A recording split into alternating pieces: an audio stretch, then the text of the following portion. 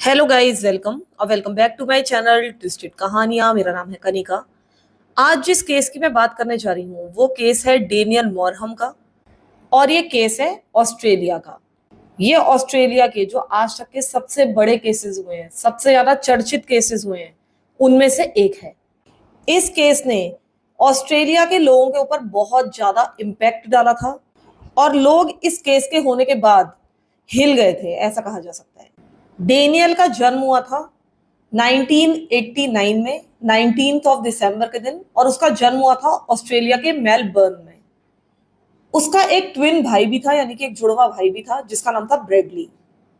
और इसके माता पिता का नाम था डेनिस और ब्रूस मॉरम। डेनियल का एक बड़ा भाई भी था, यानी कि इन ट्विंस से बड़ा एक और बेटा भी था इन लोगों का, जो कि इन दोनों से, यानी कि डेनियल और ब्रेडली से करीब 2 साल बड़ा था। इसका नाम था डीन। 1993 में ये लोग यहाँ से मूव कर गए और ये लोग चले गए सनशाइन कोस्ट, जो कि क्वींसलैंड में है। वहां पर जाने के बाद इन्होंने जिम्स मोइंग की फ्रेंचाइजी खरीदी। और अगर जो लोग ऑस्ट्रेलिया में रहते हैं उनको पता होगा कि जिम्स मोइंग एक बहुत बड़ी वहां की कंपनी है। ये लोग बहुत सारे प्रोडक्ट्स बनाते हैं, जैसे कि Jim's mowing, Jim's paving, Jim's fencing, Jim's cleaning, Jim's driving. तो यानी कि इनका एक बहुत बड़ा नेटवर्क है और ये अपने बहुत सारे प्रोडक्ट सेल करते हैं। यहाँ आने के बाद इन लोगों ने इसकी क्योंकि फ्रेंचाइजी ले ली थी, तो इन लोगों ने काफी अच्छा पैसा कमाया। और उसके बाद सन 2000 में डेनिस और ब्रूस ने एक 4 बेडरूम हाउस खरीद लिया, जो कि पाउंड्सवुड में था। ये जो प्रॉपर्टी थी जो कि इन्होंने खरीदी थी, ये 5 एकड़ में फैली हुई थी। इनके 5 लोगों के परिवार के लिए ये प्रॉपर्टी काफी सफिशियंट थी, एकदम परफेक्ट थी। इन तीनों भाइयों को अपना अपना अलग अलग बेडरूम मिला हुआ था। और इसके साथ ही ये लोग इस घर को रेनोवेट भी कर रहे थे, सब लोग साथ में मिलकर। इनका पिता ब्रूस, क्योंकि एक बहुत अच्छा गार्डनर भी था, इसीलिए ये गार्डन की भी देखभाल करता था। ये अपने तीनों बेटों को लेकर गार्डन में जाता था, इन लोगों को सिखाता था कि किस तरीके से ट्रीज को शेप किया जाता है, प्लांट्स की किस तरह से केयर की जाती है, और इस तरह की बहुत सारी गार्डनिंग से रिलेटेड चीजें ये अपने बेटों को सिखा रहा था। इसने अपने गार्डन में 100 से ज्यादा एग्जॉटिक फ्रूट ट्रीज उगा रखे थे। और ये सब लोग इन ट्रीज की देखभाल भी खुद करते थे। इनके घर के बैकयार्ड में एक डैम भी था, जिसमें इन्होंने बहुत सारी फिशेज रखी हुई थी, जैसे कि ऑस्ट्रेलियन बास, बारामुंडी, गोल्डन पार्च, इस तरह की फिशेज रखी हुई थी। और इसी कारण से इनका जो घर था, इससे इन बच्चों को बहुत ज्यादा प्यार था। वो अपने घर में रहना, अपने गार्डन में समय बिताना बहुत पसंद करते थे। वो डायरेक्ट इन ट्रीज से फ्रूट्स वगैरह तोड़कर खाते थे। साथ ही अपने पेरेंट्स की भी हेल्प करते थे, वो नेबर्स की भी हेल्प करते थे, ऐसा बताया जाता है। और जब पैशन फ्रूट्स का सीजन आता था, तो ये कई बार इन पैशन फ्रूट्स को अपने नेबर्स को बेचा भी करते थे, थोड़े से पैसों के बदले, ताकि ये अपना पॉकेट मनी निकाल पाए। इसके अलावा बताया जाता है कि इस फैमिली के पास कुछ एनिमल्स भी थे, जैसे कि चिकन्स इन्होंने पाले हुए थे, डक्स पाली हुई थी। इसके अलावा इनके पास एक बुल था जिसका नाम था ह्यूगो, एक काऊ थी जिसका नाम था मिली, और इसके साथ ही इनकी 2 कैट्स भी थी, जिनमें से एक थी मिटन्स, जो कि डेनियल के साथ ही हर रात सोया करती थी। इसके अलावा इनके पास एक रैगडॉल भी था जिसका नाम था गटाना। इसके अलावा इनके पास एक जर्मन शेफर्ड डॉग था जिसका नाम था चीफ।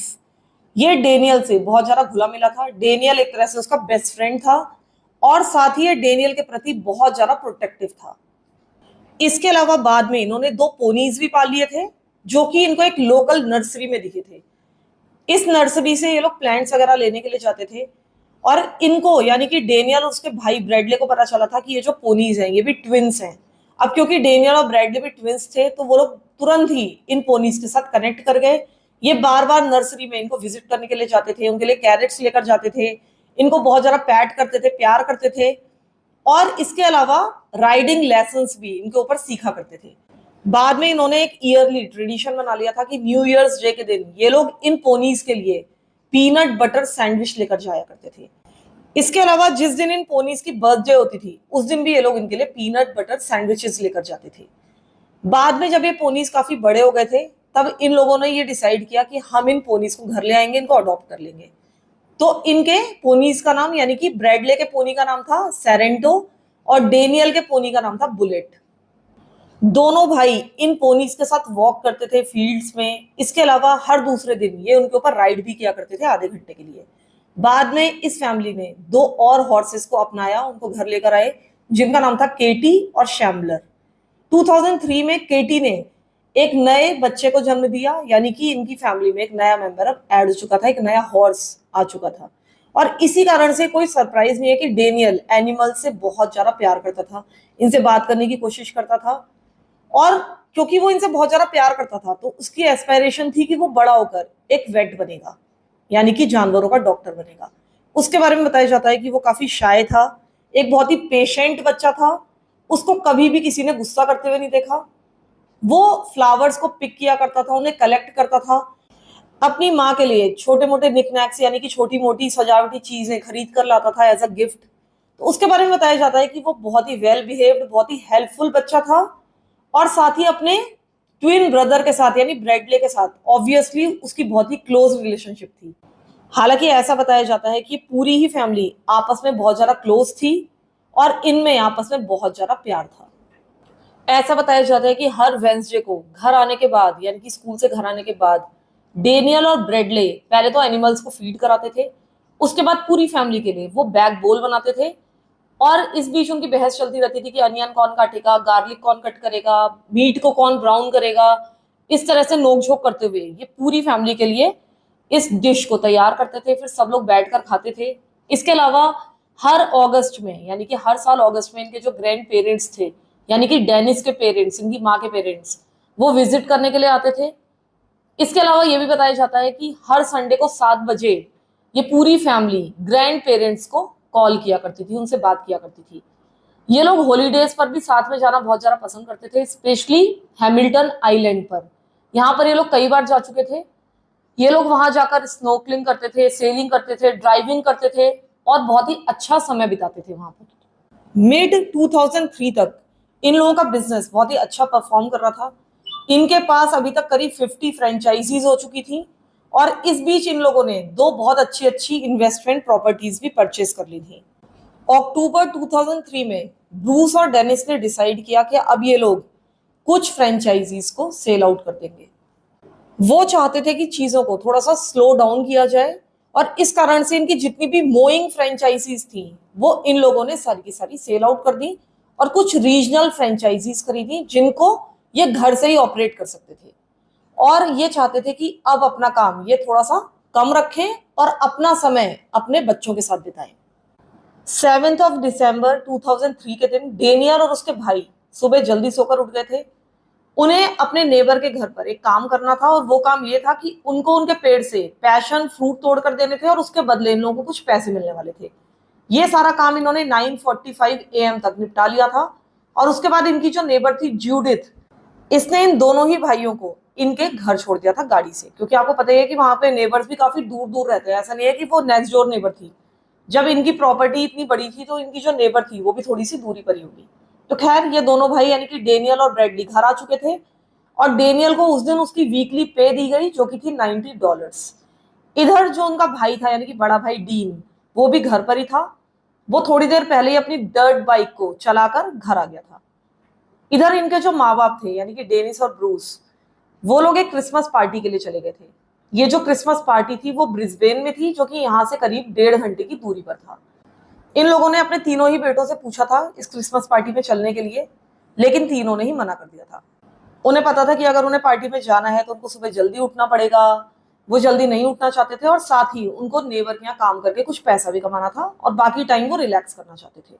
फिर उसी दिन यानी कि 7 दिसंबर 2003 के दिन डेनियल ने डिसाइड किया कि वो सनशाइन प्लाजा जाएगा, जो कि एक शॉपिंग सेंटर था, और वो वहां जाकर पहले तो अपना हेयर कट कराना चाहता था।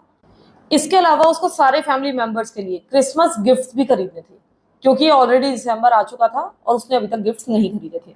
उसने अपने दोनों भाइयों को बहुत ज्यादा रिक्वेस्ट किया कि तुम मेरे साथ चलो, लेकिन डीन यानी कि उसका जो बड़ा भाई था, उसके तो ऑलरेडी प्लान्स बने हुए थे कि वो उस दिन एक फ्रेंड के घर पर जाने वाला है, और जो ब्रेडली था वो बिल्कुल भी उस दिन कहीं जाने के मूड में नहीं था। अब उसको सिर्फ एक रिलैक्सिंग आफ्टरनून उस दिन बितानी थी, इसलिए उसने डेनियल को साफ मना कर दिया।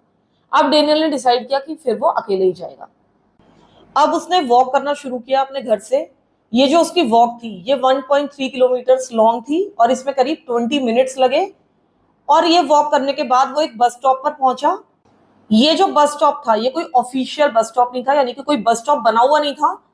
सिर्फ ये था कि वहां पर बस हमेशा रुकती थी। वहां पर हेल एंड राइड पॉलिसी थी, यानी कि अगर कोई आपको हाथ देगा तो आपको रुकना पड़ेगा, यानी कि बस वालों को रुकना पड़ेगा और उनको पिकअप करना पड़ेगा। तो ये एक बहुत ही सेफ लोकेशन मानी जाती थी बसेस के लिए। और ये जो तीनों भाई थे यहाँ से पहले भी कई बार बस पकड़ चुके थे। और इसके अलावा ये जो जगह थी, यानी कि क्वींसलैंड का ये जो इलाका था, ये एक बहुत ही सेफ प्लेस समझा जाता था। बच्चों के लिए भी इसको बहुत ज्यादा सेफ समझा जाता था। यहाँ पर कभी भी आपराधिक घटनाएं नहीं होती थी। तो पहले भी कई बार ये जो तीनों भाई थे यहाँ से बसेस ले चुके थे, कम से कम 15 बार ये पहले यहाँ से राइड कर चुके थे बसेस में, और वो भी अकेले। और इसी कारण से इनके जो पेरेंट्स थे इन्होंने इनको परमिशन दे रखी थी कि तुम अकेले भी शॉपिंग प्लाजा तक जा सकते हो। इस फैमिली का एक रूल भी था कि अगर अकेले ये लोग प्लाजा तक जाते हैं तो इनको हर हाल में वहां से लास्ट बस पकड़कर वापस आ जाना है, जो कि 5:05 पर प्लाजा से वापस चलती थी। और 5:30 के करीब ये लोग वापस अपने वाले बस स्टॉप पर पहुंच जाते थे और वहां से फिर इनको पैदल चल के अपने घर आना होता था। ये जो हाईवे था जहां पर इस समय डेनियल खड़ा होकर बस का इंतजार कर रहा था, वो एक बहुत ही बिजी हाईवे था। इसके आसपास कुछ टूरिस्ट अट्रैक्शंस भी थी और इसी कारण से हमेशा यहाँ पर भीड़ रहती थी। दिन के करीब 1:35 PM पर डेनियल वहां पर खड़ा होकर बस का इंतजार कर रहा था, लेकिन उसको पता नहीं था कि वो बस उस दिन खराब हो गई है। और ये बस थोड़ी सी दूर पर ही खराब हुई थी, लेकिन दूर से वो बस दिखाई नहीं दे रही थी, यानी कि बहुत ज्यादा दूर तो नहीं थी, लेकिन डेनियल उसको देख नहीं सकता था कि बस दूरी पर खड़ी है। अब जब ये बस खराब हो गई तो एक रिप्लेसमेंट बस को कॉल किया गया कि आप उस बस को रिप्लेस कीजिए और वहां पर जाइए। लेकिन ये जो बस सर्विस थी अपने शेड्यूल टाइम से क्योंकि बहुत पीछे नहीं थी, इसीलिए सबसे पहले उस रूट पर एक एक्सप्रेस सर्विस बस को भेजा गया।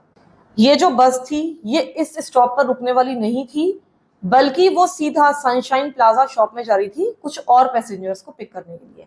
इधर जो रिप्लेसमेंट बस थी वो इस एक्सप्रेस बस से केवल 2-3 मिनट पीछे थी, यानी कि वो आने वाली थी। अब डेनियल को वहां पर इंतजार करते करते बहुत देर हो चुकी थी। 2:14 PM का समय हो चुका था। वो करीब करीब 45 मिनट से वहां पर वेट कर रहा था और बहुत ज्यादा परेशान हो रहा था। इधर वो जो ड्राइवर था जो कि एक्सप्रेस वाली बस लेकर जा रहा था, उसने रास्ते में डेनियल को देखा और वो समझ गया था कि ये बस का वेट कर रहा है। उसने डेनियल को इशारा करने की भी कोशिश की कि पीछे से एक बस आ रही है, तुरंत ही 1-2 मिनट पीछे ही है मुझसे। पता नहीं डेनियल उसकी बात समझा या नहीं समझा, लेकिन ये जो ड्राइवर था उसने पीछे वाले बस के ड्राइवर को रेडियो से इन्फॉर्म कर दिया था कि वहां पर एक बच्चा खड़ा होकर, यानी कि अंडरपास के नीचे एक बच्चा खड़ा होकर बस का इंतजार कर रहा है, आप उसको पिकअप कर लेना, भूल मत जाना। और साथ ही उसने ये भी बताया कि वहां पर एक बूढ़ा आदमी भी खड़ा हुआ है जो कि थोड़ा सा बुजुर्ग लग रहा है, और वो इस बच्चे से 7-8 मीटर की दूरी पर है और शायद उस बच्चे का पिता है। वहां पर वो दूसरी बस 2-3 मिनट्स के बाद ही आ चुकी थी, लेकिन तब तक डेनियल वहां से जा चुका था, वो वहां पर मौजूद नहीं था। इधर घर पर जो इसके माता पिता थे, यानी कि डेनिस और ब्रूस, वो अपनी वर्क क्रिसमस पार्टी से करीब 3:40 PM पर वापस आ चुके थे और तब उन्होंने देखा कि घर पर सिर्फ ब्रेडले ही मौजूद था। अब इन लोगों ने ब्रेडले से बाकी दोनों भाइयों के बारे में पूछा। ब्रेडले ने बताया कि डीन तो एक फ्रेंड के घर पर गया है और जो डेनियल है वो प्लाजा तक गया है। अब जो है ये बहुत ज्यादा आउट ऑफ द ऑर्डिनरी बात नहीं थी, क्योंकि जनरली अगर कोई भी इनमें से भाई उस प्लाजा तक जाता था तो वो लास्ट बस पकड़कर वापस आ ही जाता था। लेकिन 4:20 PM आते आते तक जो उसकी माँ थी डेनिस, उसको अजीब सा महसूस होने लगा। उसको ऐसा लग रहा था कि कुछ सही नहीं है। उसे ये भी पता था कि 5:30 PM तक वो बस स्टॉप पर आएगा, जो उसके घर के पास में बस स्टॉप था वहां तक आने का टाइम उसका 5:30 PM है। लेकिन उसके बाद भी उसने डिसाइड किया कि वो उस बस स्टॉप तक उसे लेने जाएगी, उसे पिकअप करने जाएगी। हो सकता है कि वो कोई जल्दी की बस पकड़कर वापस आ जाए। एक बस ऐसी भी थी जो 4:30 PM पर उस बस स्टॉप पर आती थी, लेकिन ये बस उस दिन आई ही नहीं। और इस कारण से जो उसकी माँ थी डेनिस, उसको बहुत ज्यादा अजीब सी फीलिंग होने लगी। उसने थोड़ा आगे जाने का डिसीजन लिया देखने के लिए कि क्या चल रहा है। जब वो थोड़ा सा आगे गई तो उसने देखा कि पास में ही बस खड़ी हुई थी, लेकिन वो बस खराब थी। उसको एक टो ट्रक में बांधा जा रहा था उसको वहां से टो करने के लिए। अब उसकी माँ वहां से लौट गई, बहुत ही स्लो ड्राइव करती हुई वो अपने घर की तरफ जा रही थी। उसे ऐसा लग रहा था कि हो सकता है कि वॉक करता हुआ डेनियल उसको कहीं रास्ते में दिख जाए, लेकिन वहां पर रास्ते में कहीं भी उसको डेनियल नहीं दिखा। अब इसने घर आकर अपने हस्बैंड ब्रूस को इसके बारे में बताया और ये भी बताया कि पास में एक बस खड़ी हुई थी जो कि खराब थी। अब इन लोगों को ऐसा लगा कि हो सकता है कि उस दिन बस का टाइम टेबल बिगड़ गया हो, लेकिन उनको ये भी पता था कि फैमिली रूल है कि ये जो लड़के हैं इनको 5:30 PM तक पास के बस स्टैंड तक पहुंच जाना है, और इनको ये भी पता था कि वो बस जरूर आएगी। अब इन लोगों ने डिसाइड किया कि ब्रूस जाएगा बस स्टॉप तक डेनियल को पिक करने के लिए। वो वहां पर पहुंच गया। 5:30 PM की बस आई और वहां से चली गई, लेकिन डेनियल उस बस में था ही नहीं। ब्रूस वहां से वापस घर आया, उसने डेनिस को सब कुछ बताया और अब तक वो समझ चुके थे कि कुछ ना कुछ बहुत गड़बड़ हो चुकी है। इसके बाद 5:45 PM पर ये लोग दोनों सनशाइन प्लाजा पहुंचे डेनियल को देखने के लिए। लेकिन उस दिन क्योंकि संडे था तो उस कारण से प्लाजा उस दिन 4 बजे ही बंद हो चुका था, क्योंकि संडे को वो 4 बजे बंद हो जाया करता था, और वहां पर उनका बेटा कहीं भी मौजूद नहीं था। इसके बाद ये लोग घर पहुंचे।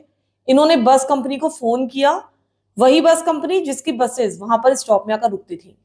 अब ये जो बस कंपनी थी इससे इनको बहुत ज्यादा हेल्प तो नहीं मिल पाई, लेकिन बस कंपनी वालों ने इन्हें ये बता दिया कि उस दिन डेनियल से मिलते जुलते किसी भी बच्चे को हमने बस में नहीं बिठाया था। इसके बाद इन लोगों ने डिसाइड किया कि वो नैम्बो के डिपो में जाएंगे देखने के लिए, शायद किसी ना किसी ने, किसी बस वाले ने हमारे बेटे को देखा हो।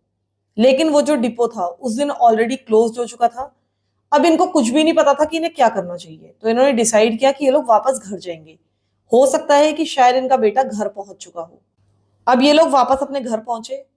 अब इनकी प्रॉपर्टी, जैसे कि मैंने आपको बताया कि बहुत ही बड़ी थी, ये 5 एकड़ की प्रॉपर्टी में रहा करते थे। अब इन्होंने डिसाइड किया कि ये उसको चेक करेंगे। ये अपने यार्ड में पहुंचे।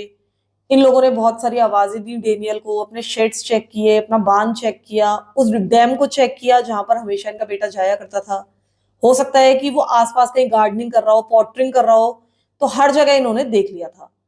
इनको ऐसा लग रहा था कि हो सकता है कि डेनियल प्रॉपर्टी में ही कहीं मौजूद हो, लेकिन वो कहीं पर भी नहीं था। अब इन्होंने डिसाइड किया 7:10 PM पर कि ये लोग वापस सनशाइन प्लाजा जाएंगे। हो सकता है कि डेनियल ने, क्योंकि बस मिस कर दी थी, इसीलिए हो सकता है कि वो उनका इंतजार कर रहा हो सनशाइन प्लाजा पर ही कि वो लोग उसे लेने आएंगे और वहां पर इंतजार में बैठा हो, या हो सकता है कि पैदल चलता हुआ घर की तरफ आ रहा हो।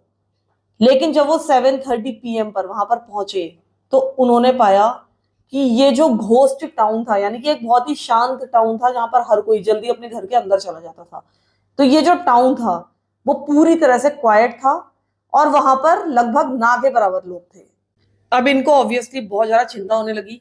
इन्होंने डिसाइड किया कि अब वो फाइनली पुलिस स्टेशन जाएंगे। ये लोग पास के मरूची डोर पुलिस स्टेशन पर पहुंचे। इन्होंने वहां पर जो सार्जेंट मन मौजूद थे उनको सारी की सारी डिटेल्स दी और डेनियल का डिस्क्रिप्शन दिया। लेकिन इनको ये बताया गया कि अभी मिसिंग कंप्लेंट लिखाने के लिए बहुत जल्दी है और अभी इतनी जल्दी इनको नहीं करनी चाहिए। इन्होंने ये भी कहा कि आज संडे होने के कारण बहुत ज्यादा स्टाफ यहाँ पर मौजूद नहीं है, लेकिन उसके बावजूद भी इन लोगों ने सारी यूनिट्स को अलर्ट कर दिया था और डेनियल के लिए एक लुकआउट भी जारी कर दिया था। इन लोगों ने डेनियल के पेरेंट्स से कहा कि आप लोग सुबह आइएगा और सुबह आकर कंप्लेंट लिखवा दीजिएगा, तब हम आपकी कंप्लेंट लिख लेंगे। साथ ही इनको ये भी एश्योर किया गया कि कुछ घंटों में आपका बेटा जरूर वापस आ जाएगा, क्योंकि ऐसा कई बार होता है कि बच्चे लेट कर देते हैं आने में। तो किसी ने भी अभी तक बहुत ज्यादा इस चीज को सीरियसली नहीं लिया था, उन्हें ऐसा लग रहा था कि जल्दी इनका बेटा घर वापस आ जाएगा। जब डेनियल के पेरेंट्स पुलिस स्टेशन से बाहर निकले तब 8:15 PM का समय हो रहा था और ये लोग उम्मीद कर रहे थे कि हो सकता है कि जब ये घर पहुंचे तो वहां पर डेनियल ऑलरेडी मौजूद हो। ये लोग काफी स्लो ड्राइविंग करते हुए आ रहे थे। हो सकता है कि इनको लग रहा था कि रास्ते में डेनियल दिख जाए, लेकिन ऐसा नहीं हुआ। ये लोग वापस घर पहुंच चुके थे। घर आने के बाद डेनिस ने डेनियल के बहुत सारे फ्रेंड्स को फोन करना शुरू कर दिया। उसे ऐसा लग रहा था कि हो सकता है अपने किसी फ्रेंड के यहाँ चला गया हो, हालांकि ऐसा जनरली होता नहीं था। फिर इन लोगों ने एक बार फिर से अपनी प्रॉपर्टी को चेक करना शुरू किया, अपना यार्ड चेक किया, अपने बार्न, स्टेबल्स, डैम सब कुछ चेक किया। ये लोग आसपास भी फ्लैश लाइट्स लेकर इस बच्चे को ढूंढ रहे थे। साथ ही एक बार फिर से ये लोग बस स्टॉप पहुंचे जहां पर डेनियल जनरली वेट करता था। पूरे एरिया को सर्च किया। एक बार फिर से प्लाजा पहुंचे, वहां पर सर्च किया, लेकिन कहीं पर भी डेनियल का नामो निशान नहीं था, ना ही उसे किसी ने देखा था। इसके पेरेंट्स लगातार इसे ढूंढ रहे थे। उन्हें नहीं पता था कि उन्हें इसे कहां पर ढूंढना चाहिए, उन्हें क्या करना चाहिए, लेकिन घर में बैठकर इंतजार उनसे नहीं हो रहा था। वो कुछ ना कुछ करना चाहते थे और इसी कारण से पूरी रात वो इधर उधर भटकते रहे। इधर जो डेनियल था उसके बारे में सबको पता था कि उसे अंधेरे से डर लगता था, इसलिए उसको 100% वापस आ जाना चाहिए था। ये लोग अपने बेटे को ढूंढने के बाद करीब रात के 10 बजे वापस आए और तब इनके पास सार्जेंट मन का फोन आया। वो चेक करने के लिए फोन कर रहे थे कि इनका बेटा वापस आया है नहीं आया है। जब इन्होंने बताया कि डेनियल अभी तक लौटा नहीं है, उन्होंने उसके सारे फ्रेंड्स को फोन कर लिया है, सर्चेस जो जो उन्होंने की थी उसके बारे में सब कुछ बता दिया। तब सार्जेंट मन ने कहा कि वो एक बार फिर से इनको फोन करेंगे चेक करने के लिए, और साथ ही उन्होंने ये भी बताया कि उन्होंने क्रू को अलर्ट कर दिया है, जो कि जल्दी ही इनके घर एक पुलिस कार में पहुंचेंगे ताकि उनको और ज्यादा डिटेल दी जा सके। लेकिन वहां पर कोई भी पुलिस वाला नहीं पहुंचा, बल्कि एक सीनियर कांस्टेबल का फोन आया करीब रात के 11 बजे। उन्होंने इन लोगों से कहा कि आप लोग आराम से इंतजार कीजिए और सुबह 8 बजे पुलिस स्टेशन पहुंच जाइएगा। उस रात इस फैमिली में कोई भी नहीं सोया, और इधर जो डेनियल का ट्विन ब्रदर था यानी कि ब्रेडले, उसने एक ऐसा काम किया जो कि उसने कई सालों से नहीं किया था। वो अपने दोनों पेरेंट्स के बीच में आकर सो गया, सोया नहीं मतलब लेट गया, और ये सबके सब रात भर जागते रहे। डेनिस बार बार लिविंग रूम में जा रही थी, काउच में बैठ रही थी, और साथ ही विंडोज में जा जाकर बाहर झांक रही थी कि हो सकता है कि डेनियल आता हुआ इसे दिख जाए। इसके अलावा वो डेनियल के रूम में भी कई बार गई चेक करने के लिए, लेकिन सब कुछ सेम ही था। अब करीब सुबह के 4:30 बजे ब्रूस एक बार फिर से यार्ड को चेक करता है, लेकिन इन्हें फिर से डेनियल का कोई नामो निशान नहीं मिलता। उस समय तक सुबह के करीब 6 बज चुके थे। अब ये लोग डिसाइड करते हैं कि वो 20 मिनट की वॉक लेंगे जिसे लेकर डेनियल बस स्टॉप पहुंचा था। ये करीब 1.3 किलोमीटर लंबी वॉक थी, और इस वॉक को करते हुए ये लोग थोड़ा सा डेनियल को ढूंढने की कोशिश करेंगे। इनको ऐसा लग रहा था कि हो सकता है कि डेनियल को वॉक करके आते हुए शायद बीच में कोई चोट लग गई हो, उसका कोई एक्सीडेंट हो गया हो, या वो किसी गड्ढे में गिर गया हो, और इस कारण से वो घर नहीं पहुंच पाया। तो ये लोग उस वॉक को करते हुए तो जा रहे थे, लेकिन इनको डेनियल का कोई नामो निशान नहीं दिख रहा था।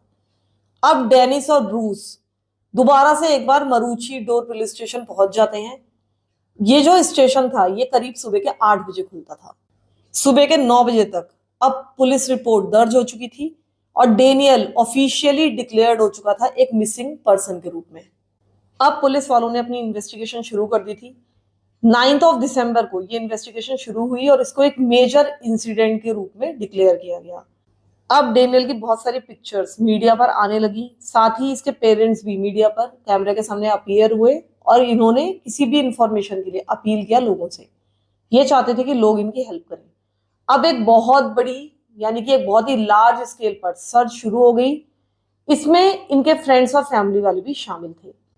पुलिस वालों ने पैदल बहुत सारी सर्चेस शुरू कर दी थी। इनके साथ 50 वॉलंटियर्स भी शामिल हुए थे, जो कि ऑन फुट इस सर्च को कंडक्ट कर रहे थे। हेलीकॉप्टर से भी सर्च शुरू हो चुकी थी, जो कि वाटर बॉडीज के ऊपर भी सर्च कर रहा था।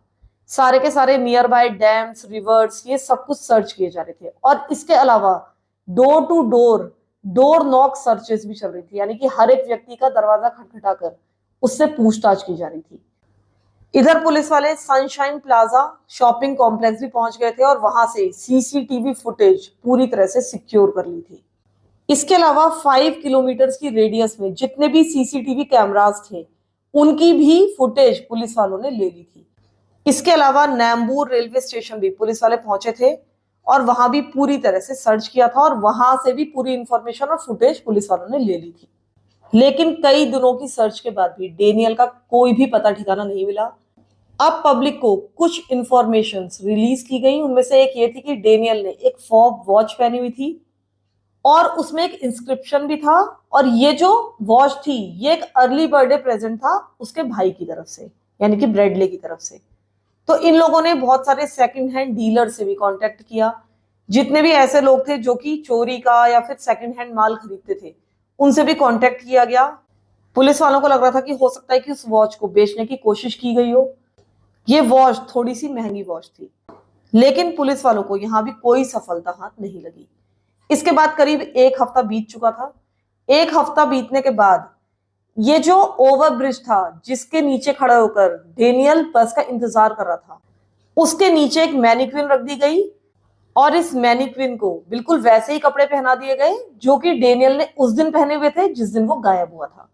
यानी कि एक रेड कलर की long T shirt, navy blue colour के कार्गो शॉर्ट्स और ग्लोब के स्नीकर्स। इनको ऐसा लग रहा था कि हो सकता है कि इस मैनिक्विन को देखकर किसी की मेमोरी ट्रिगर हो जाए और उनको याद आ जाए कि उन्होंने हो सकता है डेनियल को कहीं देखा हो। तो एक जो बस ड्राइवर था जिसने डेनियल को यहाँ पर देखा था, उसने बताया कि उसने 2:14 PM पर डेनियल को क्रॉस किया था और डेनियल ने उसको रोकने की भी कोशिश की थी और उसके पीछे यानी कि 7-8 मीटर पीछे एक दूसरा व्यक्ति खड़ा हुआ था। और साथ ही उसने ये भी बताया कि मैंने रिप्लेसमेंट बस ड्राइवर को भी बता दिया था कि यहाँ पर एक बच्चा खड़ा हुआ है। जैसा कि ये सब कुछ मैंने आपको पहले बताया कि इसको ऐसा लगा था कि ये जो व्यक्ति है जो कि इस बच्चे के पास खड़ा हुआ था, ये शायद इसका फादर होगा।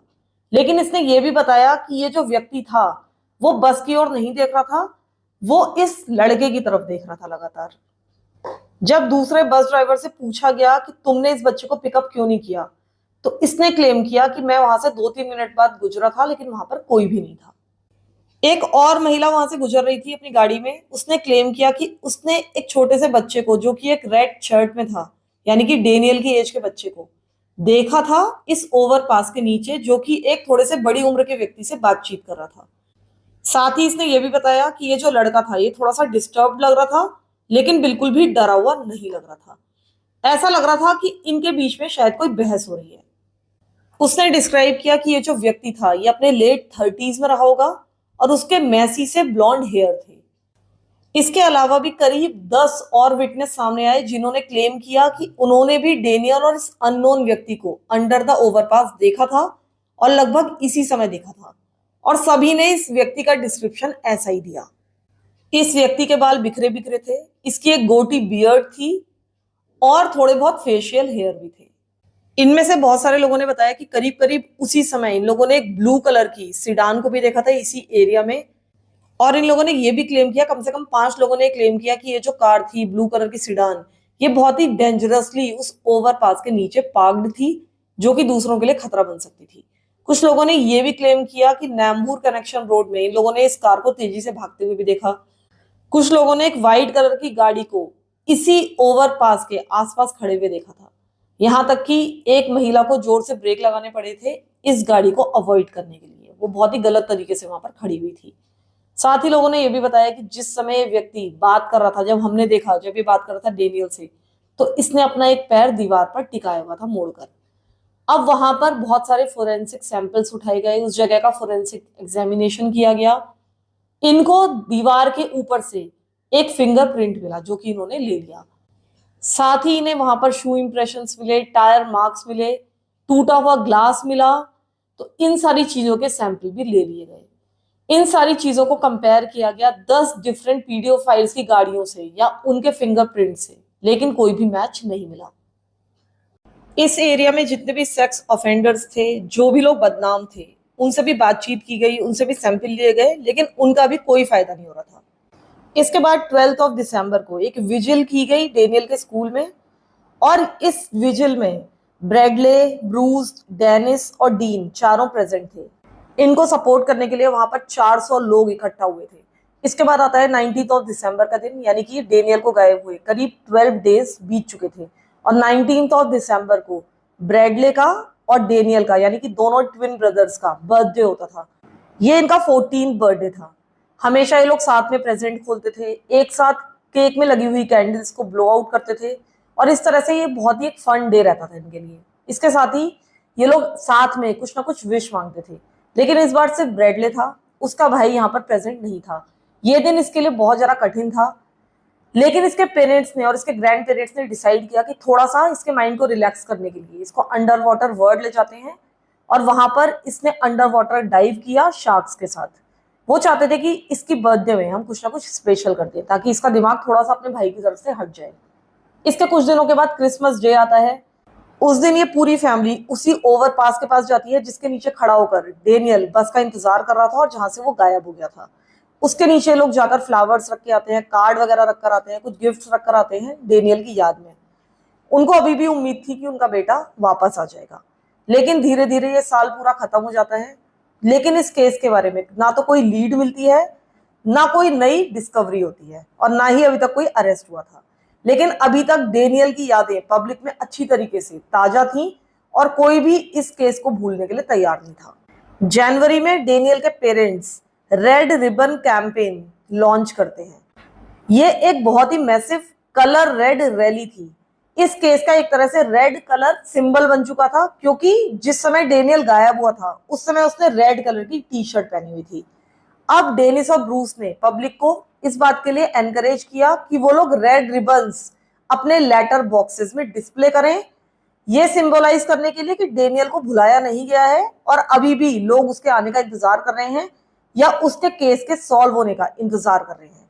और इसी कारण से उस समय बहुत सारे रिबन्स, रेड कलर के रिबन्स हर जगह दिखाई दे रहे थे, स्कूल्स में, लोगों के लेटर बॉक्सेस में, बस स्टॉप्स पर, शॉपिंग सेंटर्स पर और साथ ही चर्च पर भी।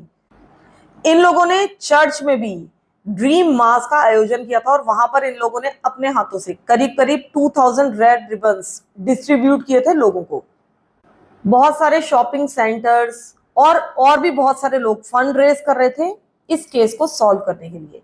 इसके अलावा इसके माँ बाप ने करीब करीब 20,000 पोस्टर्स बंटवाए जिसमें डेनियल की फोटो और उसके डिटेल्स छपे हुए थे और उनको डिस्ट्रीब्यूट किया गया जगह जगह पर लगाने के लिए। इसके अलावा डेनियल के पेरेंट्स ने करीब 1000 रेड बलून्स हवा में छोड़े एक मीटिंग के दौरान इस केस की सबको याद दिलाने के लिए।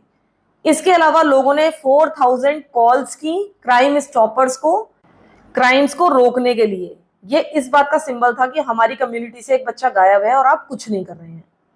कुछ कंपनीज ने डिसाइड करके 1.7 मिलियन लीफलेट्स छपवाए डेनियल की फोटोग्राफ्स के और उनको डिस्ट्रीब्यूट किया गया। इसके अलावा एक मिलियन डेरीज करके कंपनी है जिसने करीब 25,000 मिल्क बॉटल्स बांटी जिसमें डेनियल की फोटो छपी हुई थी ताकि डेनियल का चेहरा सबकी नजरों में आ जाए। इसके बाद आता है 4 अक्टूबर का दिन, अगले साल 4 अक्टूबर का दिन। इस दिन डेनियल के भाई डीन का 17th बर्थडे भी था। उस दिन स्टेट गवर्नमेंट ने अनाउंस किया $250,000 का रिवॉर्ड और ये डेनियल की कोई भी इंफॉर्मेशन देने वाले को मिलने वाला था। ये क्वींसलैंड की हिस्ट्री का अभी तक का सबसे बड़ा अवार्ड था। अब क्योंकि ये अवार्ड इतना बड़ा था इसलिए पुलिस के पास बहुत सारी कॉल्स आने लगी। ये लोग करीब करीब 8000 कॉल्स रोज रिसीव कर रहे थे, लेकिन ये हर एक कॉल को रिसीव कर रहे थे, इनको उम्मीद थी कि इनको कोई ना कोई जानकारी मिलेगी। इसके बाद 22 नवंबर का दिन आता है। उस दिन पुलिस वाले कुछ और स्केचेस जारी करते हैं जिस पर इनको शक था। अभी तक इनकी इन्वेस्टिगेशन थोड़ी सी आगे बढ़ गई थी और कुछ लोग इनके शक के दायरे में आ गए थे। ये उस व्यक्ति का स्केच था जिसके बारे में शक था कि ये डेनियल के साथ उस दिन उस बस स्टॉप पर मौजूद था। वैसे भी इस व्यक्ति को कुछ बस ड्राइवर्स ने और कुछ लोगों ने देखा भी था। ये एक ऐसा व्यक्ति था जिसकी एज 25 to 40 ईयर्स हो सकती थी। इसका लंबा चेहरा था, डार्क ब्राउन वेवी हेयर थे और साथ ही इसके चेहरे पर कुछ फेशियल हेयर भी थे। अब 7 दिसंबर 2004 का दिन आ जाता है। अभी तक डेनियल को गायब हुए पूरा 1 साल हो चुका था। अब इसकी एक मेमोरियल सर्विस रखी जाती है और इसको करीब 1500 लोग अटेंड करते हैं। इस दिन डेनियल के पेरेंट्स कोई भी पब्लिक स्टेटमेंट नहीं देते, लेकिन अपनी बातों को एक 13 मिनट्स लॉन्ग डीवीडी में शेयर करते हैं। इसमें इसकी माँ कहती है कि डेनियल को हम हर दिन हर एक व्यक्ति में ढूंढते रहते हैं, हम हमेशा मुड़ मुड़ कर देखते रहते हैं कि कहीं वो आसपास हमें दिख जाए। उनको ये भी नहीं पता है कि वो मारा जा चुका है या जीवित है, हो सकता है उसे किसी ने कैप्टिव रखा हो और इसी कारण से हमें बिल्कुल भी चैन नहीं है। हमें तुम्हारे बारे में कुछ भी पता नहीं है, लेकिन हम उम्मीद करते हैं कि तुम जहां भी होंगे शांति से होंगे और हमें पूरी उम्मीद है कि तुम एक दिन वापस आ जाओगे और हम तुम्हें कभी भी भूल नहीं सकते। इसी दिन एक मेमोरियल अनवेल किया गया डेनियल के लिए। ये उसी ओवरपास के नीचे था जहां से वो गायब हुआ था। यहाँ पर एक प्लाक रखा गया था और ये जो प्लाक था ये एक पोन्सियाना ट्री के बगल में रखा गया था। ये जो पोन्सियाना ट्रीज होते हैं दिसंबर में इनमें पूरे रेड कलर के फ्लावर्स लगते हैं। वही महीना जिसमें डेनियल गायब हुआ था और जिसमें डेनियल का बर्थडे होता था। अब मई ऑफ 2005 आ जाता है, यानी कि 6 महीने करीब और बीत जाते हैं।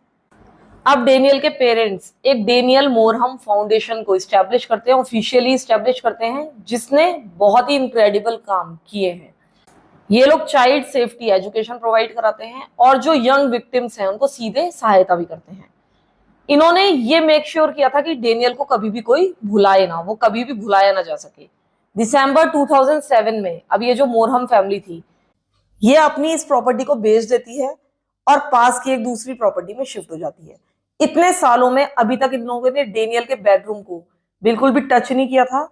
उसका सारा सामान ज्यों का त्यों था और उसको वो ऐसे ही रखना चाहते थे। लेकिन अब फाइनली ये फैमिली डिसाइड करती है कि वो यहाँ से निकल जाएंगे और हिम्मत करके वो उसकी सारी की सारी बिलोंगिंग्स को पैक करते हैं और एक स्टोरेज शेड में रख दिया जाता है। अब दिसंबर 2008 का समय आ जाता है। अभी तक एक बहुत एक्सटेंसिव इन्वेस्टिगेशन हो चुकी थी जिसमें करीब करीब 10,000 इंटरव्यूज लिए थे करीब 100 पुलिस ऑफिसर्स ने डिफरेंट लोगों के। इसके अलावा बहुत सारी डीप इन्वेस्टिगेशन की जा चुकी थी, लेकिन अभी तक इस केस में कोई भी ब्रेक थ्रू नहीं मिला था। यहां तक कि डेनियल के पिता ब्रूस ने भी अपनी खुद की इन्वेस्टिगेशन शुरू कर दी थी।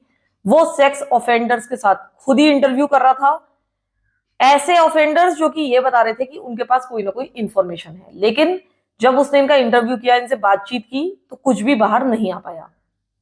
इसी दौरान इस केस से रिलेटेड कोई भी जानकारी देने के लिए ये जो डोनेशन की रकम थी, जो अभी तक $250,000 थी, यानी कि $2.5 लाख थी, इसको $1 मिलियन तक बढ़ा दिया गया था।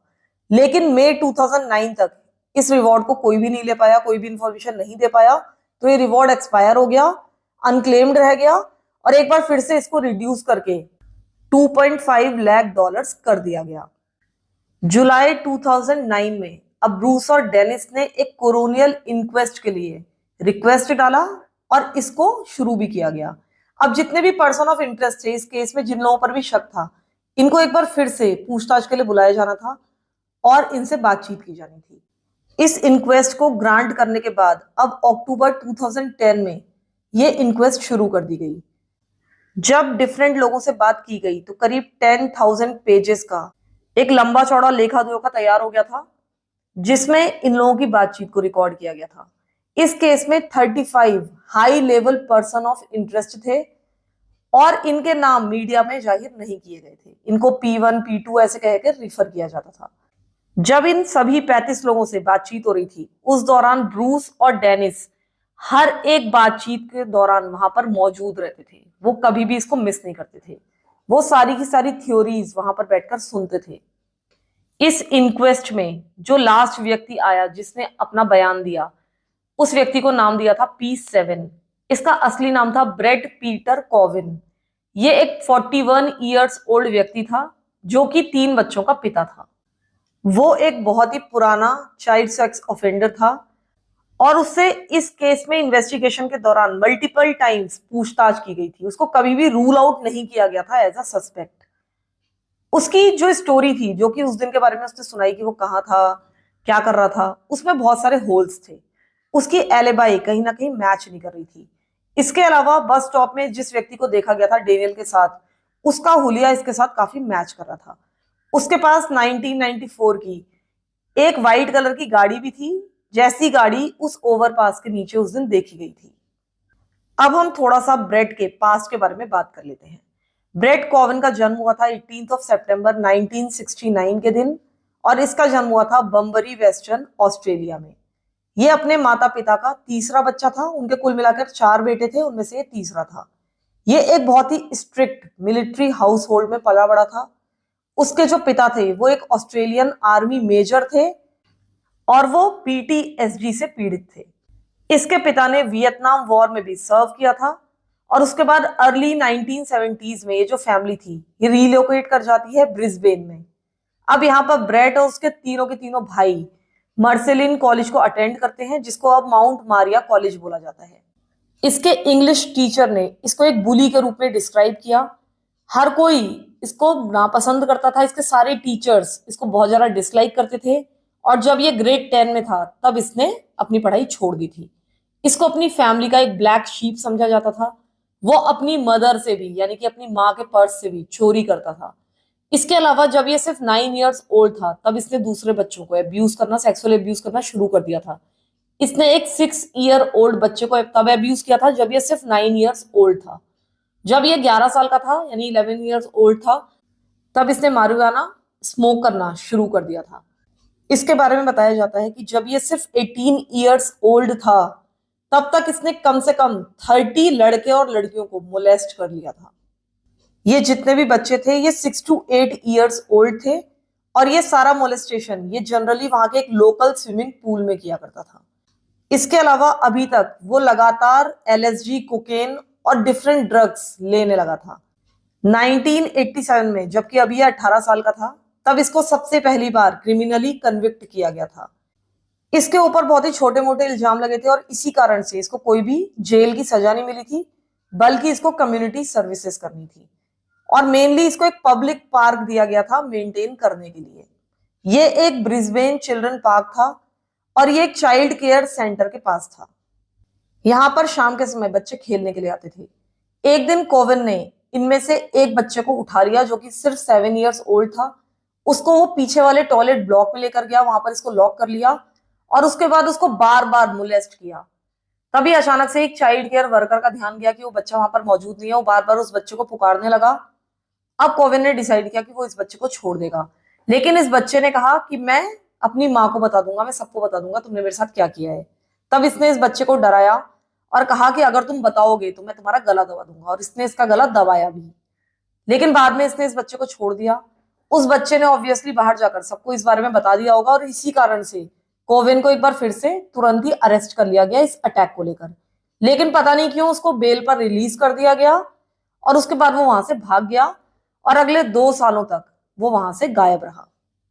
इसके बाद एक बार फिर से इसको न्यू साउथ वेल्स से गिरफ्तार कर लिया गया 1989 में, और इसको ब्रिस्बेन वापस लाया गया। फिर यहाँ पर इसका ट्रायल शुरू हुआ। अब इसको 2 years इन प्रिजन की केवल सजा सुनाई गई, जिसमें से भी उसने केवल 14 months जेल में काटे और उसको उसके बाद रिलीज कर दिया गया, पता नहीं क्यों। फिर 4 साल के बाद 1993 में कोविन कारवा पार्क में रह रहा था और वहां पर ये अपनी गर्लफ्रेंड के साथ रह रहा था। एक दिन इसकी नेबर का बेटा जो कि सिर्फ 6 years ओल्ड था, वो अपनी बहन को ढूंढता हुआ इनके घर पर आता है। उस दिन कोविन ही घर पर अकेला था। वो इस बच्चे को लेता है, इसकी बहन के पास ले जाने के बजाय ये इसको एक पार्क में लेकर जाता है। पार्क ना कहकर हम इसको एक फील्ड कह सकते हैं। और वहां पर बहुत सारी पुरानी या फिर खराब कारें खड़ी रहती थी। उसके बाद उनमें से एक कार के ऊपर रख के ये बहुत ही वॉयलेंटली उस बच्चे को मोलेस्ट करता है कई बार। और जब वो बच्चा जोर जोर से रोने लगता है तो ये उसका गला तब तक दबाता है जब तक वो बच्चा बेहोश नहीं हो जाता, लेकिन इससे ऐसा लगता है कि वो बच्चा मर चुका है। कोविन वहां से चला जाता है, लेकिन मिराक्युलसली वो जो बच्चा था वो रात के समय अपने आप होश में आ जाता है और वो लड़खड़ाता हुआ पास के सर्विस स्टेशन तक जाता है।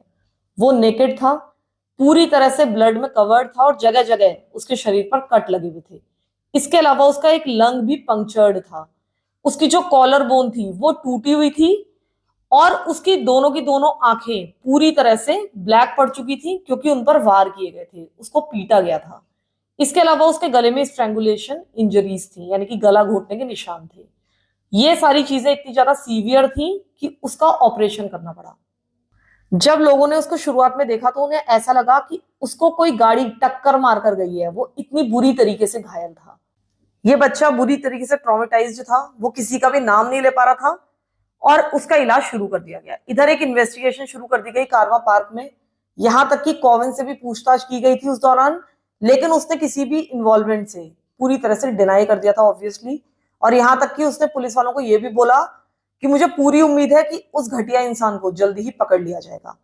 लेकिन जब कोविन ने यह देखा कि ये लोग डीएनए सैंपल्स कलेक्ट कर रहे हैं लोगों से, तो इसने अपना जुर्म कबूल कर लिया था। वो जो बच्चा था उसके डिस्कार्डेड अंडरवियर से इन लोगों को सीमेन भी मिल चुका था और उसकी जांच हो चुकी थी, उससे डीएनए सैंपल्स लिए जा चुके थे। तो अब ये डर गया था, इसने अपना जुर्म कन्फेस किया और उसके बाद एक साइकोलॉजिस्ट ने इसको एग्जामिन किया। अब जब ये उस साइकोलॉजिस्ट से बात कर रहा था तो इसने ये क्लेम किया कि मुझे ऐसा लगता है कि वो जो बच्चा था वो इन सारी चीजों को इंजॉय कर रहा था, यानी कि वो जो 6 साल का बच्चा था वो इस सारे के सारे टॉर्चर को इंजॉय कर रहा था इसके अकॉर्डिंग। इसने ये भी कहा कि इसी कारण से उस बच्चे ने मेरा नाम नहीं लिया, क्योंकि वो इन सारी चीजों को इंजॉय कर रहा था, इसलिए वो मेरा नाम नहीं लेना चाहता था।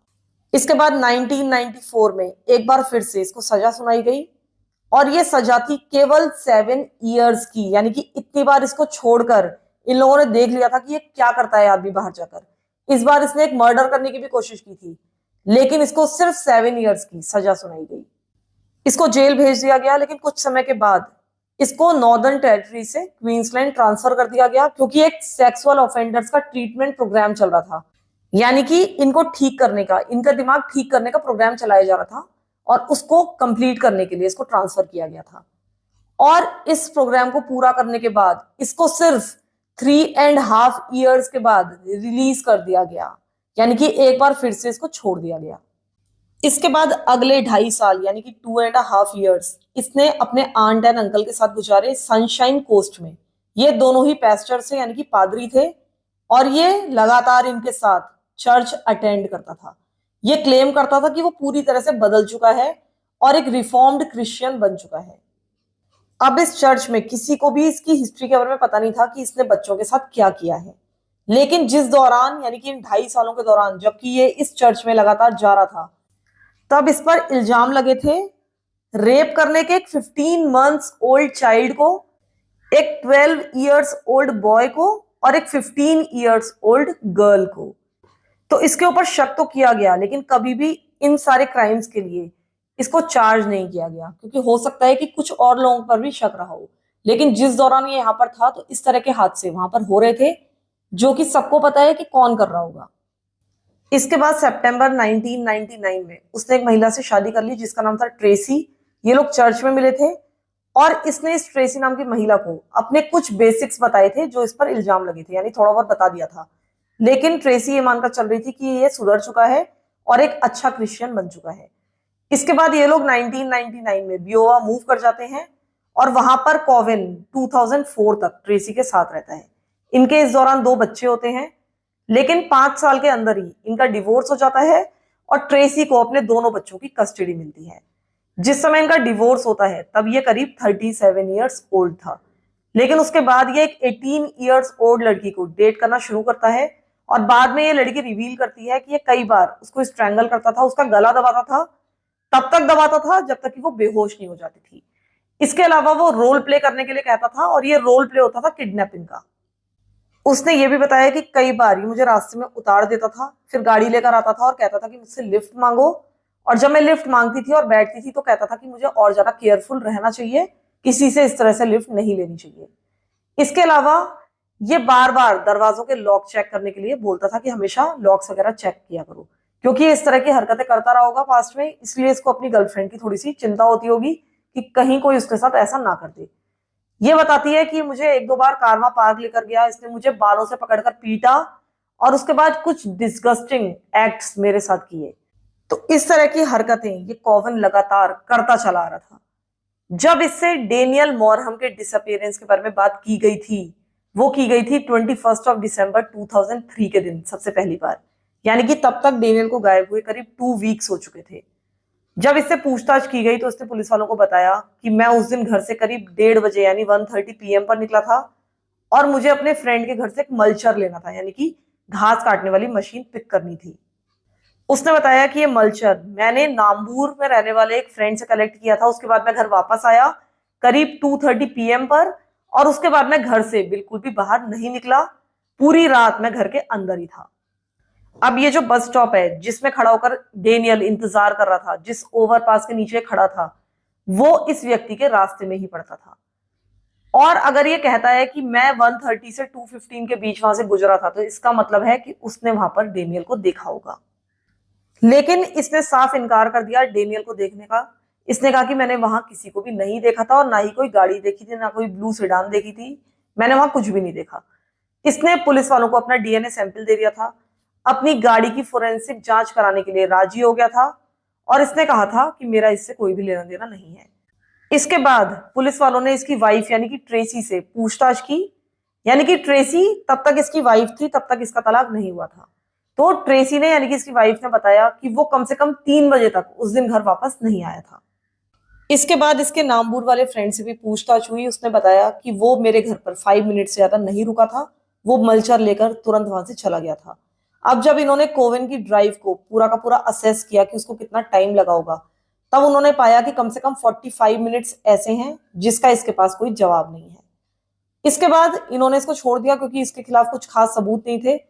इसका जो सेकंड इंटरव्यू था वो हुआ इसके बाद 5 जुलाई 2006 के दिन, यानी कि करीब करीब 3 सालों के बाद।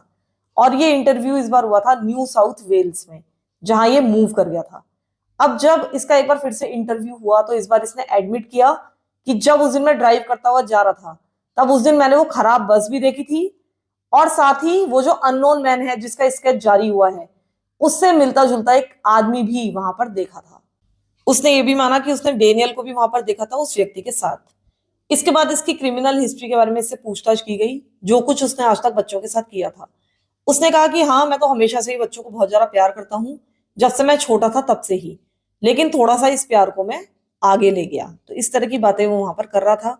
जब इससे एक लास्ट क्वेश्चन पूछा गया कि क्या तुमने ये कांड किया है, क्या तुमने डेनियल को गायब किया है, उसके साथ कुछ किया है, तो इसने रिस्पॉन्ड किया प्रोबेबली नॉट, यानी कि शायद नहीं।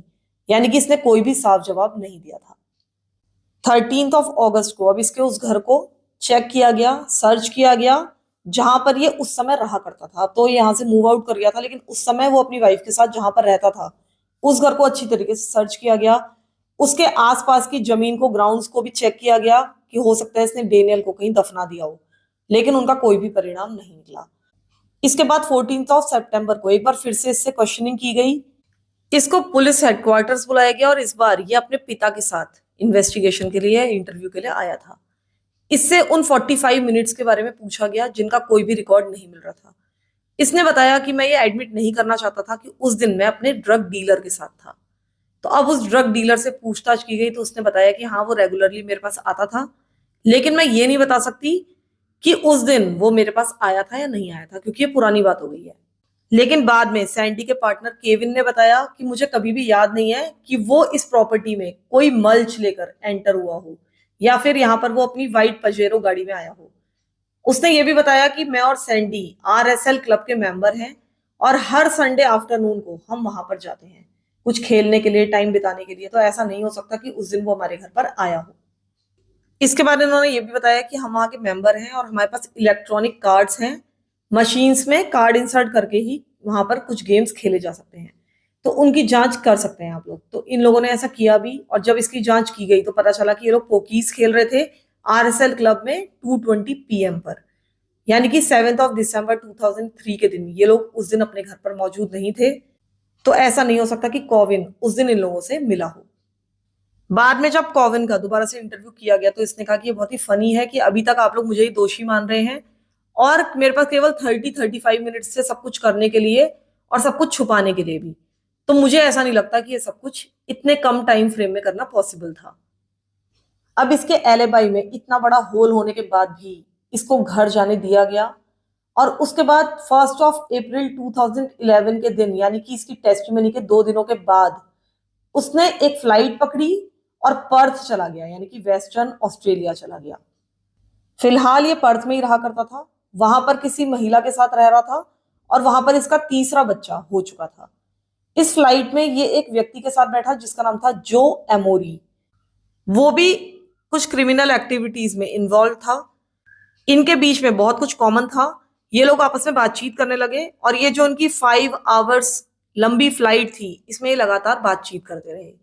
एमोरी ने बताया कि वो पहली बार पर्थ जा रहा है और उसको वहां जाकर एक गाड़ी खरीदनी है। कोविन ने कहा कि मैं तुम्हारी हेल्प कर दूंगा। इन लोगों ने एक दूसरे के फोन नंबर्स लिए, और उसके बाद अगले दिन कोविन उससे मिला और वाकई में उसकी हेल्प की एक कार खरीदने में। फिर इसके बाद ये लोग एक साइट सीइंग टूर पर भी गए साथ में, और ये इनका जो टूर था ये था फ्री मेटल फोरशोर में। ये लोग काफी अच्छे फ्रेंड्स बन चुके थे। उसके बाद 10 अप्रैल के दिन कोविन ने न्यूज चैनल देखा। जब उसने न्यूज चैनल ऑन किया तो उसने पाया कि अच्छी खासी कवरेज चल रही थी कोरोनियल इंक्वेस्ट की, जो कि डेनियल के केस में हुआ था। और इस न्यूज कवरेज से उसको पता चला था कि इस केस में कुछ नए एविडेंसेस मिले थे। ये जो नए एविडेंसेस थे यही थे कि उस दिन सैंडी और उसका पार्टनर केविन अपने घर पर नहीं थे, वो क्लब में मौजूद थे, और इसका मतलब था कि कोविन झूठ बोल रहे हैं। इसके बाद कोविन ने अपना नाम चेंज करने की एक एप्लीकेशन डाली, और अब वो अपना नाम रखना चाहता था शैडो नानिया हंटर, यानी कि एक बहुत ही अजीब सा नाम जो कि अब वो वाकई में ऑफिशियली अपनाना चाहता था। अब ये जो कोविन, या फिर हम कह सकते हैं कि शैडो नानिया हंटर नाम का व्यक्ति था, ये अभी तक अपनी जॉब लूज कर चुका था, और अब वो कारवा पार्क वाले अपने घर से भी किक आउट होने वाला था। क्योंकि वो उसको अफोर्ड नहीं कर सकता था, उसका किराया नहीं दे पा रहा था। अब उसका जो नया फ्रेंड बना था, यानी कि इमोरी, जो उसको फ्लाइट में मिला था, उसने उसे अपने एक और फ्रेंड जिसका नाम था पॉल फिट्सिमन्स, उससे मिलाया। अब इन्होंने कोवन को इजी मनी कमाने के लिए इजी काम बताना शुरू कर दिया, यानी कि उसको अपने क्राइम गैंग में शामिल कर लिया। क्योंकि यहाँ के एक लोकल क्राइम गैंग का ये जो फिट्जी नाम का व्यक्ति था, ये लीडर था। तो अब इन लोगों ने कोवन को अपने गैंग में शामिल कर लिया था और इसने उनको हेल्प किया कम से कम 20 क्रिमिनल एक्ट्स में। इसमें पैसा लूटना, पैसा कलेक्ट करना, ब्रॉथल से पैसा कलेक्ट करना, ब्लैकमेल करना, इसके अलावा कुछ सरकारी ऑफिसर्स को रिश्वत देना भी शामिल था, जिसमें एक बैंक मैनेजर भी था। इसमें इन्होंने कस्टमर ऑफिसर्स को भी रिश्वत दी पर्थ इंटरनेशनल एयरपोर्ट में। इसके अलावा इन्होंने करीब करीब $50,000 की सिगरेट्स चुराई, बहुत सारी ड्रग्स खरीदी, बहुत सारे इलीगल फायर आर्म्स खरीदे, फेक पासपोर्ट्स बनवाए, कारें चुराई, और इसके अलावा बहुत सारी के फिश जो कि इलीगल है ट्रांसपोर्ट करना, उसे ट्रांसपोर्ट किया रेस्टोरेंट्स में। इसके बाद जून में वो फिट्जी के साथ मेलबर्न फ्लाई कर गया। वहां जाकर उसको $40,000 के ब्लड डायमंड्स की चोरी करनी थी। इसी ट्रिप के दौरान वो एक दूसरे आदमी से मिला जिसका नाम था आर्नोल्ड। अब जो आर्नोल्ड था वो बिग बॉस था, यानी कि ये जो पूरा का पूरा क्राइम सिंडिकेट था वो उसका बिग बॉस था। तो उससे मिलने का मतलब ये था कि ये इस क्राइम गैंग में काफी तरक्की कर रहा है और उसका ओहदा काफी अच्छा होता जा रहा है। इन लोगों ने इसको कुछ काम भी ऑफर किए और कहा कि इसके बदले तुमको $1 लाख मिलेंगे, जो इसके लिए बहुत बड़ी रकम थी, क्योंकि अपना रेंट भी अभी तक चुका नहीं पा रहा था और इसको ऐसा लग रहा था कि इसको बहुत पैसा मिल जाएगा। इधर एक करप्ट पुलिस ऑफिसर था जो कि इस गैंग के लिए काम करता था। उसने इन लोगों को आकर बताया कि एक नई इन्वेस्टिगेशन शुरू हुई है और इसी कारण से अब कोविन को ढूंढा जा रहा है। लेकिन क्योंकि इसने अपना नाम बदल लिया था, चेंज कर लिया था, इसी कारण से जो व्यक्ति इसकी तलाश में था वो इसको नहीं ढूंढ पाया। कोविन ने फिट्जी को बताया कि मेरा इस केस से कोई भी लेना देना नहीं है, मेरा डेनियल के डिसअपियरेंस से कोई लेना देना नहीं है, मैं सिर्फ उस जगह पर रहता था, उस एरिया में रहता था, इसीलिए मैं पुलिस का एक सस्पेक्ट हूँ। उसने बताया कि मेरी एलिबाई 100% प्योर है, सच्ची है और उसमें कोई भी कमी नहीं निकाली जा सकती, इसलिए मेरा इस केस से कोई लेना देना नहीं है। अब इधर इन लोगों ने इसको बताया कि हमें कोई फर्क नहीं पड़ता कि तुमने क्या किया है, इस गैंग में हर कोई गलत काम करके ही आया है, लेकिन बस हमारे साथ तुम ऑनेस्ट रहो, हमें सच बताओ जो भी हुआ है, और हमें कोई मतलब नहीं है तुम क्या करके आए हो। इसके बाद अब 9 अगस्त का दिन आता है। इस दिन एक बड़ा काम होना था जिसके लिए कोविन को ये लोग $1 लाख देने वाले थे, जो कि उसके लिए एक बहुत बड़ी रकम थी। तो उसी दिन ये काम होना था। अब उस दिन फिट्जी ने अब कोविन को पिक किया, जहां पर वो रुका हुआ था वहां से पिक किया और उसको लेकर वो हयात होटल पहुंचा, जहां पर आर्नोल्ड स्वान रिवर रूम के प्रेसिडेंशियल स्वीट में रुका हुआ था। अब इस होटल में पहुंचने के बाद आर्नल्ड ने कोविन से कहा कि मैंने तुम्हारे बारे में बहुत अच्छी अच्छी बातें सुनी हैं, तुम एक बहुत अच्छे आदमी हो और गैंग के लिए बहुत अच्छी तरीके से काम भी कर रहे हो, लेकिन पास्ट में अगर तुमने कुछ किया है तो उसके बारे में मैं चाहता हूं कि तुम मुझे बता दो, ताकि आगे चलकर तुम्हारे पास्ट के कारण गैंग को कोई प्रॉब्लम ना हो। इसीलिए तुम मुझे सच सच बताओ कि तुमने क्या किया है पास्ट में। अब कोविन को इस बात की भनक भी नहीं थी कि इमोरी, फिट्जी और आर्नोल्ड ये सब के सब कॉप्स थे, यानी कि पुलिस वाले थे और एक गुप्त टेक्निक का हिस्सा थे जिसका नाम इन्होंने रखा था मिस्टर बिग। ये एक बहुत ही कंट्रोवर्शियल पुलिसिंग टेक्निक है जिसमें ये किसी सस्पेक्ट को एक फिक्शनल क्रिमिनल ऑर्गेनाइजेशन ज्वाइन कराते हैं ताकि उसको अपने विश्वास में लेकर उससे कन्फेस करवा लें उसका जुर्म। इस अभियान में 36 पुलिस ऑफिसर्स कई महीनों से इसके पीछे काम कर रहे थे। जो कोविन ने आर्नोल्ड के साथ होटल में कन्वर्सेशन किया, इसकी भी थोड़ी सी रिकॉर्डिंग मैं आप लोगों को दिखाऊंगी। इस रिकॉर्डिंग में आप खुद देख सकते हैं कि किस तरीके से अपने जुर्म को कबूल कर रहा है। इसने बताया कि उसने डेनियल को वहां पर खड़ा देखा, वो उसके चारों ओर चक्कर लगाता है, उसके बाद उसको बहला फुसलाकर अपने घर लेकर जाता है, लेकिन वो बहुत ज्यादा अपने जुर्म को बढ़ा चढ़ा कर तो नहीं बता रहा था, लेकिन इसने ये बताया था कि घर लाने के बाद मैं पैनिक कर गया, वो लड़का भी पैनिक कर गया, उसके बाद मैंने उसको ग्रैब किया, मतलब उसके गले को ग्रैब किया और पता नहीं कैसे उसकी मौत हो गई। Okay, what I've got is Arnold, Shadow Hunter, alias Brett Peter Cowan, the main suspect in the disappearance of Daniel Walker when he went missing in Queensland 7 December 2003. So what do I need to fix?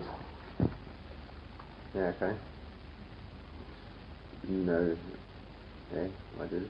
I seen him standing there, I did a loop around and instead of taking him to the shopping centre, I took him to a secluded spot that I knew of. Well, where was that? To Beer on just off Coochin Creek. So you're taking him to the house? Yep. What happened in the house? Like I said, He- I'm not judging you, all right? Yeah. Well, I never got to molest him or anything like that. He panicked and I panicked and grabbed him around the throat and before I knew it, he was dead. इनको इसके पीछे लगे हुए कई महीने हो गए थे और फाइनली अभी इसने एडमिट कर लिया था कि इसी ने 13 इयर्स ओल्ड डेनियल का एब्डक्शन और मर्डर किया था। उसने इन लोगों को विस्तार में बताया था कि किस तरीके से वो उस दिन ड्राइव करता हुआ जा रहा था। तब उसने उस बस स्टैंड पर एक क्यूट लिटिल थिंग देखी। इसके साथ उसने एक अब्यूजिव वर्ड भी जोड़ा था जो कि मैं नहीं बोल रही हूं। वहां से वो पास के ही क्रिश्चियन आउटरीच सेंटर पहुंचा। वहां की कार पार्किंग में उसने पेड़ों के पीछे अपनी गाड़ी पार्क की। वहां से जो बस स्टॉप था जहां पर वो बच्चा खड़ा था वो कुछ ही मिनट्स की दूरी पर था। वो वहां पर वॉक करता हुआ पहुंचा।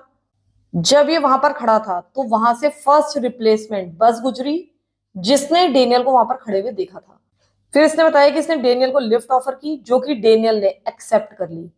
इसने डेनियल से कहा था कि मैं तुम्हें शॉपिंग सेंटर तक छोड़ दूंगा, लेकिन शॉपिंग सेंटर ले जाने के बजाय ये उसको किंग्स रोड के एक खाली पड़े घर में ले गया जिसका नाम था द ग्लास हाउस।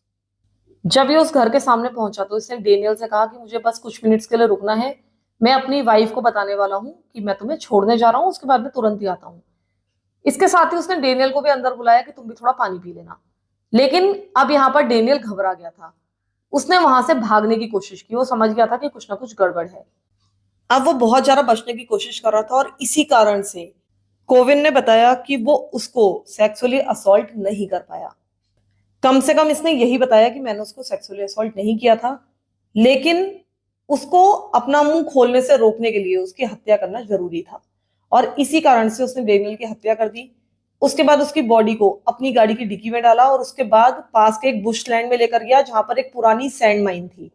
वहां पर ले जाकर इसने सबसे पहले डेनियल के सारे कपड़े रिमूव किए।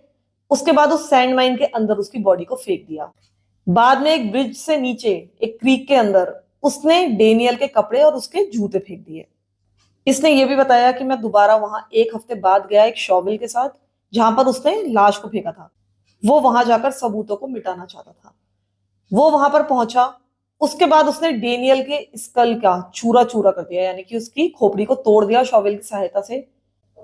और ये सब कन्फेस करने के अगले दिन यानी कि 10th ऑफ अगस्त को वहीं से उसी जगह से डेनियल के स्कल का एक टुकड़ा मिल गया था, क्योंकि अगले ही दिन कोविन, फ्रिट्जी और अदर मेंबर्स के साथ उनको दिखाने के लिए वहां पर एक बार फिर से पहुंचा कि वो जो कुछ कह रहा है वो सच है। इसके बाद इसने 13th ऑफ अगस्त को वो सारा का सारा रूट इनको दिखाया जिससे ये डेनियल को लेकर गया था। इसके बाद उसने नामबूर के अपने उस फ्रेंड का घर भी दिखाया जहां से वो उस मशीन को लेने के लिए गया था, यानी कि मल्चर को लेने के लिए गया था। वो बस स्टॉप भी दिखाया जहां से उसने डेनियल को एब्डक्ट किया था और साथ ही किंग्स रोड का वो अबंडेंट हाउस भी दिखाया जिसमें वो डेनियल को अंदर ले जाना चाहता था। उसने बताया था कि जब डेनियल भागने की कोशिश कर रहा था तब मैंने उसकी गर्दन को पकड़ा और उसको चोक कर दिया था और उसको चोक करने के दौरान मुझे ये एहसास हुआ था कि डेनियल के गले की हड्डी टूट गई है। जहां उसने डेनियल के कपड़े वगैरह फेंके थे वो जगह भी उसने दिखा दी थी। इसके बाद तुरंत ही ब्रैड पीटर कोविन को अरेस्ट कर लिया गया और जो मर्डर साइट थी वो उसी किंग्स रोड के घर को माना गया। ये भी पता चला था कि उसने बाद में डेनियल की लाश के टुकड़े यानी कि उसकी हड्डियों के टुकड़े उसी क्रीक में फेंक दिए थे जिसमें उसने कपड़े फेंके थे। तो इसको अरेस्ट करने के बाद इन्होंने अच्छी खासी एक सर्च शुरू की उस एरिया की। उसमें बहुत सारे वॉलेंटियर्स भी सामने आए। जब वहां पर अच्छी तरीके से सर्च किया गया तो सबसे पहले इनको डेनियल के जूते मिले। उसके बाद अगले 4 हफ्तों तक उनको बहुत सारी और चीजें मिली जिसमें से एक बहुत ही बुरी दशा में फटा हुआ अंडरवियर मिला, एक बेल्ट मिली, इसके अलावा शॉर्ट्स मिला और 17 बोन फ्रेगमेंट्स मिले। इसमें लेग, आर्म, रिब और हिप की हड्डियां शामिल थी। बाद में इसकी डीएनए जांच कराई गई और इस डीएनए के रिजल्ट को डेनियल का जो पुराना टूथब्रश था जिसे उसके माँ बाप ने आज भी संभाल कर रखा था उससे मैच कराया गया तो वो एक एग्जैक्ट मैच मिला, यानी कि ये डेनियल की ही बोन्स के टुकड़े थे। इसके बाद 7 दिसंबर 2012 के दिन, यानी कि जब डेनियल को मरे हुए एग्जैक्टली 9 इयर्स हो चुके थे, या उसको गायब हुए 9 इयर्स हो चुके थे, फाइनली अब उसकी फैमिली को थोड़ा राहत मिली थी। उन्हें पता चल गया था कि एग्जैक्टली उनके बेटे के साथ हुआ क्या था। उन्होंने उस दिन उसका फ्यूनरल कराया, और ये फ्यूनरल था उसके ओल्ड स्कूल सियाना कैथोलिक कॉलेज में। इस फ्यूनरल को करीब 2000 लोगों ने अटेंड किया, और अभी तक जो उसके क्रिसमस गिफ्ट्स उसके माँ बाप ने संभाल के रखे थे 2003 से, वो सब कुछ उसके फ्यूनरल में उसके साथ रखे गए। इसके अलावा उसके कास्केट में, उसके ताबूत में उसकी फोटोज वगैरह भी रखी गई, उसकी स्कूल फोटोज रखी गई, उसका रिपोर्ट कार्ड रखा गया। ये जो रिपोर्ट कार्ड था, ये डेनियल के गायब होने के बाद स्कूल वालों ने दिया था। उसके एग्जाम हो चुके थे, लेकिन रिजल्ट बाद में आया था। तो ये सारी चीजें उसके कास्केट में रखी गई। ये जो उसका कास्केट था, ये उसके भाई और उसके फ्रेंड्स अपने कंधों पर लेकर आए। इसके अलावा जो भी पुलिस वाले थे, जो भी वॉलंटियर्स थे, जिन्होंने भी इस केस में मदद की थी, उन्होंने अब डेनियल को एक गार्ड ऑफ ऑनर दिया। इधर जो कोविन था, उसका ट्रायल शुरू हुआ 10 फरवरी 2013 के दिन। उस पर मर्डर के चार्जेस लगाए गए, और ये जो चार्जेस थे बहुत ज्यादा गंभीर थे, क्योंकि इसमें मरने वाला बच्चा 16 साल से कम उम्र का था। अब कोविन ने सभी चार्जेस के लिए नॉट गिल्टी प्लीड किया, लेकिन 116 विटनेसेस ने आगे आकर सबूत दिए, अपनी गवाही दी, और आगे आकर बताया कि उन्होंने असल में क्या देखा था और वो क्या महसूस करते हैं इस केस में। इधर इसकी जो पास्ट क्रिमिनल हिस्ट्री थी, जो कुछ भी इसने बच्चों के साथ किया था, उसे कोर्ट में इनएडमिशिबल बता दिया गया, यानी कि उसको कोर्ट में एडमिट नहीं कर सकते थे। इधर इसकी जो डिफेंस टीम थी, उसने ये आर्ग्यू करने का ट्राई किया कि उसका कन्फेशन झूठा है, यानी कि जो कन्फेशन उसने पुलिस वालों के सामने किया था वो सब कुछ झूठा है, और जो भी अंडरकवर ऑफिसर्स वहां मौजूद थे, उन्होंने ही इसके दिमाग में ये सारी चीजें डाली थी कि डेनियल के रिमेन्स कहाँ रखे हुए हैं, और उन्होंने ये सब कुछ स्टेज किया था। इसके अलावा उन्होंने ये भी रीजनेबल डाउट कोर्ट के सामने पेश करने की कोशिश की कि जो दूसरा व्यक्ति था, जो कि एक और पर्सन ऑफ इंटरेस्ट था इस केस में, जिसका नाम था डगलस जैकवे, वो ही डेनियल का रियल किलर है। वो इस केस में एक अर्ली सस्पेक्ट भी था। उसके पास एक ब्लू सिडान थी, बिल्कुल वैसी ही जैसी की वारदात की जगह पर देखी गई थी।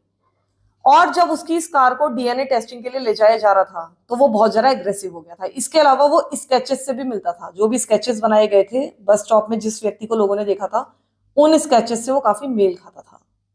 उसके साथ ही उसकी जो एलिबाई थी, वो भी बहुत ज्यादा मजबूत नहीं थी, और उसकी भी एक हिस्ट्री रही थी बच्चों के साथ मिसबिहेव करने की, अब्यूज करने की। लेकिन कोविन की क्रिमिनल हिस्ट्री की तरह उसको इस केस से अलग नहीं रखा गया।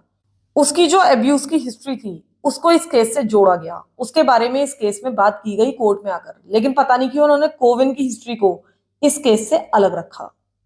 अब कोविन का जो ट्रायल था, वो 13 मार्च 2013 के दिन खत्म हुआ, और उसके बाद 8 घंटों के डिस्कशन के बाद जो ज्यूरी थी, उसने ब्रेट पीटर कोविन को गिल्टी पाया 13 इयर्स ओल्ड डेनियल की हत्या का। फिर इसके अगले दिन सेंटेंस हियरिंग हुई, जिसमें इसको लाइफ इन प्रिजन यानी कि उम्र कैद की सजा सुनाई गई, जिसमें 20 साल के बाद पॉसिबिलिटी थी पैरोल की, यानी कि इसको पैरोल मिल सकती थी। इसके अलावा उसको 3.5 साल की एडिशनल सजा मिली, एक बच्चे को इनडिसेंटली हैंडल करने के लिए।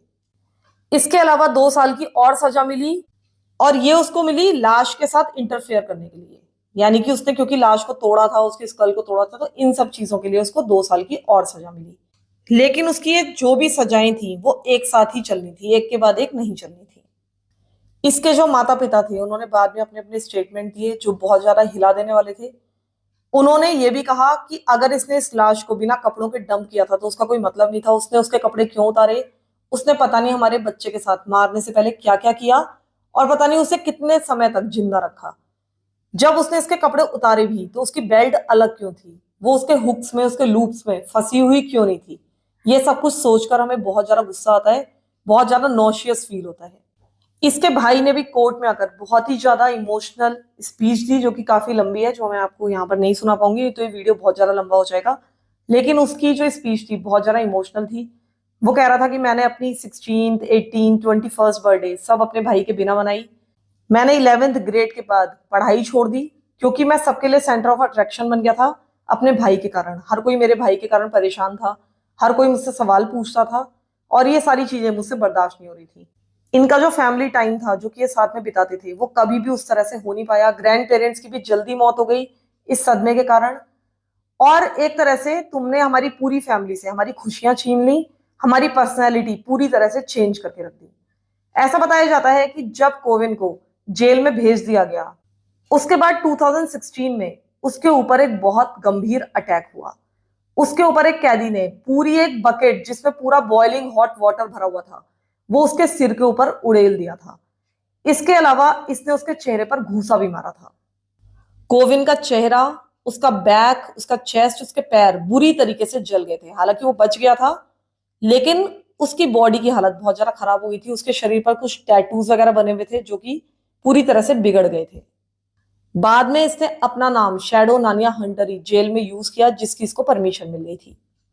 इधर डेनियल के पेरेंट्स ने इसके लिए जो एनजीओ शुरू किया था, जो एक संस्था शुरू की थी, वो अच्छी तरीके से आज तक काम कर रही है और अब इसके करीब 1 मिलियन एक्टिव स्टूडेंट मेंबर्स हैं। तो फिलहाल के लिए इतना ही। अब आप लोग मुझे बताइएगा कि ये केस आपको कैसा लगा। इस केस में आपको क्या लगता है कि क्या गलत हुआ और क्या रोका जा सकता था।